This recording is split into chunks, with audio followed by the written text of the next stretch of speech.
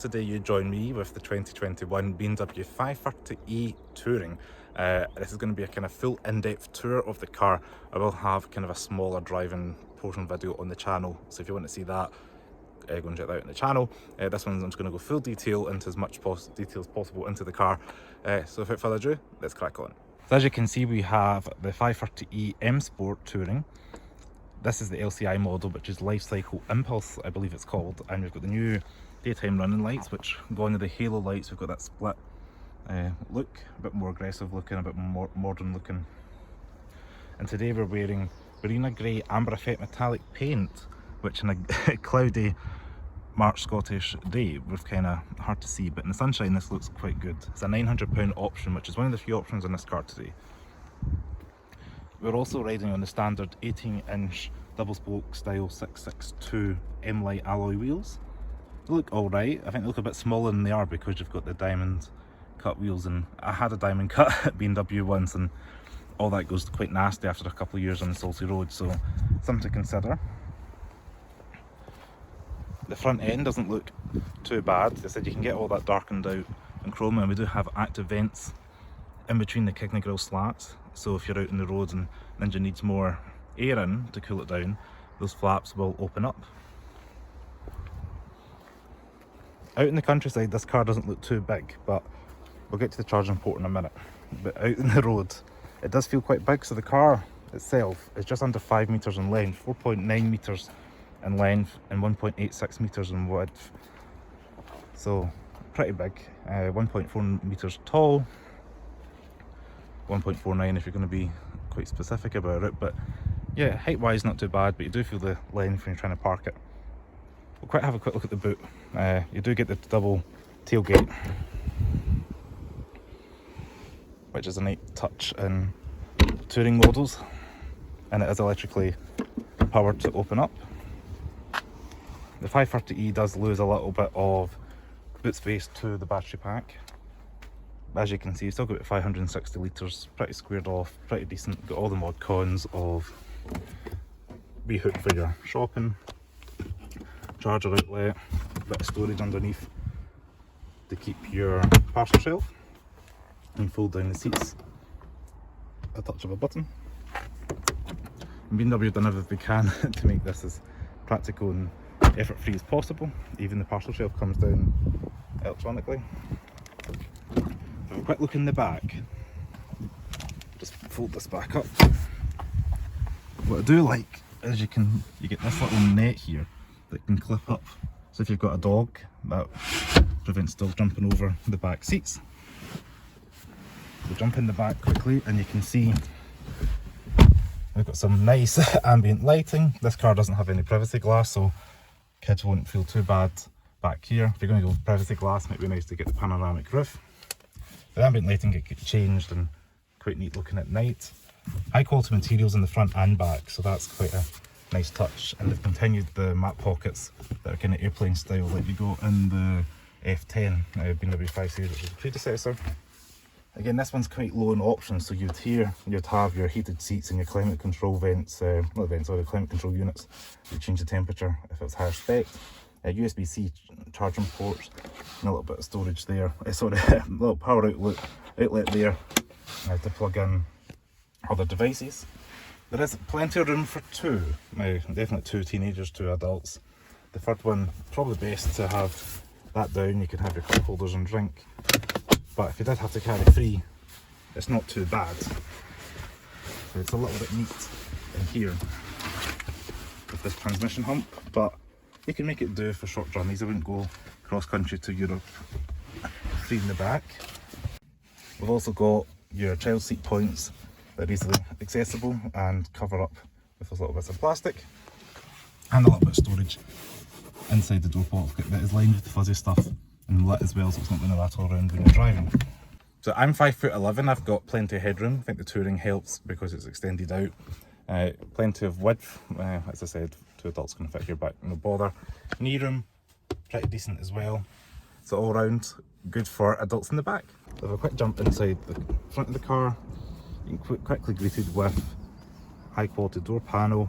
Again, they've went for kind of stitching pattern at the top there, kind of soft flush And we've got blue stitching against the black to go together throughout the cabin. It starts off in the door, we've got the handle, and it's carried over onto the seats. M Sport sill plate, we've got an M Sport threaded carpet there.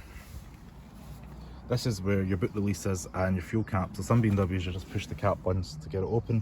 Here you have to push that, and hopefully that will open up like so. Go ahead and jump inside the car. In the front we've got a very clear instrument display. I said it's quite nice, it's got a picture of the car in a very close colour to what the colour of the car is. And sometimes you just got a grey icon. Got a large iDrive system here that's all touchscreen. So if I hit the brake and start up, you'll notice it makes kind of a futuristic sound to let you know the car's on, just because it has got 22 miles of range here in electric mode, and it's just going to use that when you start up, so the petrol engine won't kick on. So you probably, if you're not used to hybrid, you'll wonder if it's on or not. You also notice we've got a delete or deletion of the engine start stop button. That's just because it switches between petrol and electric itself, and all the controls if you want full electric are down here. So start off with what's in front of us. We've got the little blue symbol around the BMW logo, and that's throughout the car, on the bonnet, on the wheels, etc. Just to let you know it's kind of part of the BMW i brand with the electrification built into it. I've got a nice leather stitched airbag cover. If you did have a heated steering wheel, you'd have a little button there to let you know it's heated. Cruise control on your left, volume control in your audio command on the right. Flappy paddles, which are kind of rubberized in the back and kind of metallic plastic in the front. Wipers there, twist that for your rear wipers. And on your left you've got your indicator stalk, which gone are the days it used to self-center. Now it kind of sticks up like a traditional car. Automatic high beam there, and then this little BC button, if you push that in, it'll cycle through that display on the right hand side. So G-meter, radio, your gear, your bin, there's your MPG, so we've got 36.5 miles per gallon in this plug-in hybrid. Right hand side here we've got, there's no front fog lights in this car, but you do have rear fog lights. Your light controls will leave it in automatic. You've got your brightness dimmer instrument display for there. Parking lights left and right. Door lock, which BMW for years had it in the centre, they've moved it to the side. And we do have kind of old-fashioned doors that go up and down. You can see the lock itself, like so. And like the back, out the front we've got room for a bottle, room for other wee bits there, but it is lined with the fuzzy stuff, and it does have a little light as well, so it's not going to rattle around because of that kind of fabric in there. In here we've got the latest and greatest iDrive that's shared with the X5, etc. You can control it with the rotary knob, which I do find is quite easy if you're out driving, so your eyes aren't off the road necessarily, you can just scroll through. But if you did want to touch, you can do. Same with the map, you can pinch and zoom. So many features in the car. It does have Apple CarPlay and other options as well, Android Auto as well, and it is full screen, so if you did have it, it would go all the way across. As you can see, Apple CarPlay is a full width for the screen. You've got your WhatsApp, your music, etc. You've got your music, your WhatsApp, call, all that typical Apple CarPlay stuff, and it is a full screen, so quite responsive, so it doesn't pinch or zoom there. You can put control all through your iDrive controller as well there. I typically just use the BMW system at the moment, but maybe in 5-10 years time when it becomes outdated you might want to use the Apple CarPlay. It is nice to see that we've still got the traditional BMW kind of numbers at the top now. F31 series back in the day, I think 2011 model had this. You run your finger across the numbers and you can assign these for phone, contacts, sat nav, radio station. So I typically would have number 7 set as your home. So when you're driving and you're somewhere, you don't know where you are, how to get home, you can just push that right there and it'll take you home quite quickly. But you can obviously do whatever you want. Traffic report system there, if you want that activated or not. It's also nice to see in 2022 that we still have manual controls for climate. Quite a few cars these days have went for the kind of 2 screens and you have to bury through systems to get climate control. At least here, at a touch of a button, you can get to the temperature you want. I have noticed this car as well has 2 separate fan speeds, so if you wanted to have the passenger at a lower speed from the driver, you can do, as you can sync them up as well if you wanted it at the same speed as well, whatever you want. Heated seats down here. However, I have noticed there's blank buttons either side, so I believe that's probably for the cooled seats in a higher trim car. But again, a wee bit annoying that the black gloss and just sitting there and letting you know that you've not optioned out for a higher spec car. Down below, again, we've got 2 cup holders here. Right now it's got my mask in it. A little bit of storage in here, which you could probably fit your phone, or I have put my phone in. I think if you've got the higher spec again, like the X3, you would get a wireless charging pad in there. But right now it's okay just to keep your wallet. Please note if you're putting your phone or other wallet or whatever in there, and you have a can of juice or a bottle in there, it makes it almost impossible to get in there. And if it's an open cup, you're going to end up risking spilling that over there if you're pulling in, so something to watch out for. Down here you've got all these lovely black gloss buttons, as you can see. We picked up on Friday. 4 days later we've got all these fingerprints, so you're going to have to buy a microfiber cloth if you're going to get one of these cars. We do have sport, hybrid and electric mode, so that's different from your normal BMWs, which is sport, comfort and eco. So electric mode, as you can appreciate, would make the car drive in full electric mode as far as possible. So we've got 22 miles. If you're at a high speed, maybe 50, 60 miles per hour, it does drain a lot quicker than you'd expect. Keep it in hybrid mode, which is what I do. You get regen braking when you take your foot off the gas. The kind of car slowly comes to a stop, putting a little bit of energy back in the battery pack, which is what I quite like. And if you put it in sports mode, it kicks in that 2-litre petrol engine, and you get extra boost, which is I just like seeing that word, but that really puts in some of the battery power combined with the petrol engine to give you an extra like 40 horsepower for I think 10-20 seconds, something like that. We've got the 8-speed ZF automatic gearbox that we've seen in many BMWs over the years. It's a sole option here in the BMW 5 Series lineup. We've got an automatic parking brake, auto hold, ZI drive controller. We've got this hexagonal print here, which I think it's called aluminium rhombide smoke grey with pearl chrome highlights. I think that's what that's called. I said it's a bit different from just your standard aluminium, but that's nice to see. So you can change the ambient lighting as well.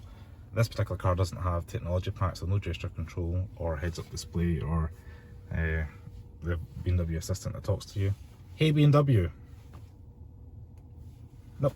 So we've also got a big glove box. Wouldn't be a Cars of Glasgow video without looking into this. We've got the new style BMW owner's manual. I remember the days used to get big, thick, kind of leather bound manuals with your service history. It's all done digitally now, so we've got a little owner's manual if you want to read that. New BMW logo there. It is quite deep and lined with fuzzy stuff and softly damped. The seats themselves aren't too bad, being M Sport. A little bit more aggressive with the bolstering than you might expect, especially for like an SE if you're wanting a more comfortable ride. This is the Dakota leather, which is kind of the vinyl for BMW.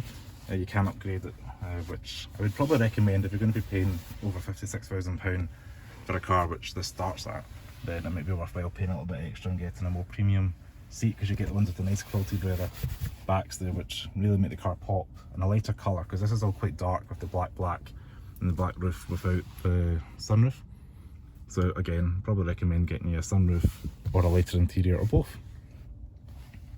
But it is a high quality, electrically adjustable at the side for the bolsters, lumbar support, but it is manually adjustable for quite a few bits as well for in there, for your thigh support, and then to slide the seat forward and back, you pull that lever there as well. Same with the steering wheel, a car at this price, still manually adjustable, but it does go up and down and in and out. We'll also get a split interior armrest here, little toy car, USB-C charging port, rubberized, and a little light. I like the fact it's split, so you could have, say your passenger wanted their arm down and you wanted to reach in and get something, you could do that. Right in the centre here, we've got your hazards, and you've got your BMW safety system that you can say all on, all off, or configure, but I just typically leave it all on, because why would you not want your safety systems?